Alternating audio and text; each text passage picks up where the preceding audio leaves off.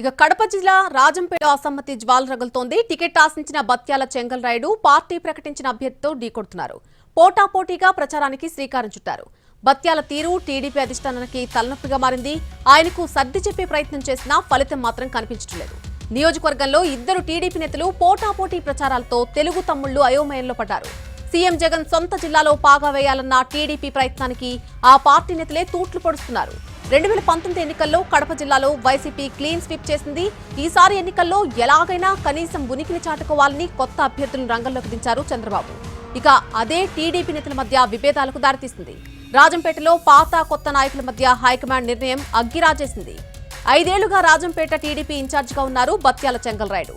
అయితే ఆయన్ను కాదని సుగువాసి బాలసుబ్రహ్మణ్యానికి టికెట్ కేటాయించింది హైకమాండ్. స్థానికేతరుడికి టికెట్ ఎలా ఇస్తారంటూ బత్యాల అసంతృప్తి వ్యక్తం చేస్తున్నారు. టికెట్ కేటాయింపుపై అధిష్టానం పునరాలోచన చేయాలని కోరుతూ ఆందోళన బాటపట్టారు. అయినా సరే టీడీపీ హైకమాండ్ మాత్రం నోరు మెదపడం లేదు. దీంతో పార్టీ ప్రకటించిన అభ్యర్థికి పోటీగా ప్రచారం నిర్వహిస్తున్నారు బత్యాల చెంగల్ రాయుడు. మరోవైపు ఆంజనేయ స్వామి ఆలయంలో ప్రత్యేక పూజలు నిర్వహించిన సుగువాసి బాలసుబ్రహ్మణ్యం ఎన్నికల ప్రచారాన్ని కూడా ప్రారంభించారు. అటు సాయిబాబా ఆలయంలో పూజలు చేసి ఎన్నికల ప్రచారాన్ని నిర్వహిస్తున్నారు బత్యాల చెంగల్ రాయుడు. టీడీపీలోని ఇరు వర్గాల నేతలు వేర్వేరుగా ఎన్నికల ప్రచారం నిర్వహిస్తూ ఉండడంతో అయోమయంలో పడ్డారు కార్యకర్తలు.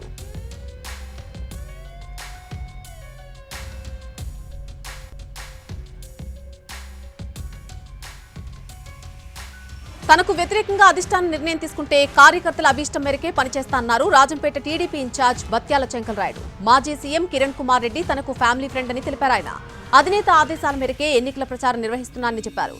అసలు సుగువాసి బాలసుబ్రహ్మణ్యం తన్ను సంప్రదించలేదంటున్న బత్యాల చెంగల్ రాయుడుతో మా ప్రతినిధి రమేష్ ఫేస్ టు ఫేస్.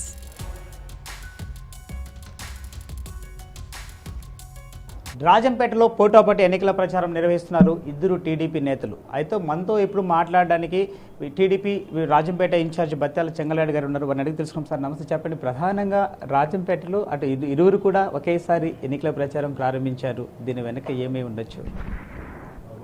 నేను ఓడిపోయిన తా నుంచి 2019లో ఇక్కడ పోటీ చేసి ఓడిపోయిన తా నుంచి నా పని నేను ప్రచారం చేసుకుంటానే ఉన్నా ప్రజాసేవలో. ఇప్పుడు కొత్తగా ప్రచారం చేసేది ఏముండదు. కొత్త ప్రచారం అప్పటి నుంచి చేసుకుంటున్నా. మా నాయకుడు నాకు కుప్పంలో బస్సులోకి పిలుచుకొని నువ్వే అభ్యర్థివి, గెలుచుకొని రా, నీకు భవిష్యత్తు ఉంటుందని చెప్పాడు.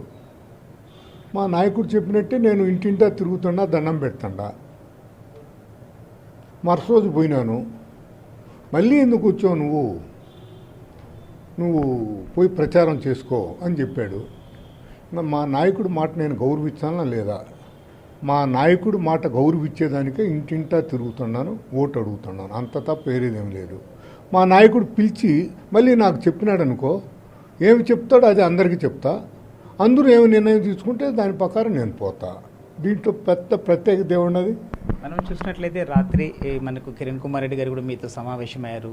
ఇక్కడ ఏమైనా చర్చల్లో ఏమైనా రాజీ లాంటి చర్చలు జరిగాయా? కిరణ్ కుమార్ రెడ్డి గారితో సంబంధం ఈ పొద్దుది కాదు. మా నాన్నగారికి కిరణ్ కుమార్ రెడ్డి గారికి బంధం ఉండాలి. వాళ్ళ అమ్మ ఎలక్షన్లో పోటీ చేసినప్పుడు నేను పోయి గుర్రంకొండ మహల్లో క్యాన్వాస్ చేసినోడిని. నేను 2వ టర్మ్ ఎమ్మెల్సీ అయ్యేదానికి ఆయనే బాధ్యుడు. సోనియా గాంధీ గారి దృష్టికి తీసుకెళ్ళాడు. తొలి టర్మ్ ఎమ్మెల్సీ అయ్యేదానికి కూడా కోడూరు నియోజకవర్గంలో ఆయన ఉంటే 2,000 ఓట్లు వస్తాయని చెప్పేసి రిపోర్ట్ ఇచ్చినాడు. సో నా శ్రేయోభిలాషి నా ఇంటికి వచ్చాడు. ఆనందంగా మేము మాట్లాడుకున్నాం.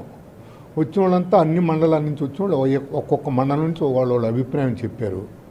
అంత తప్ప దాంట్లో రాజకీయం లేదు.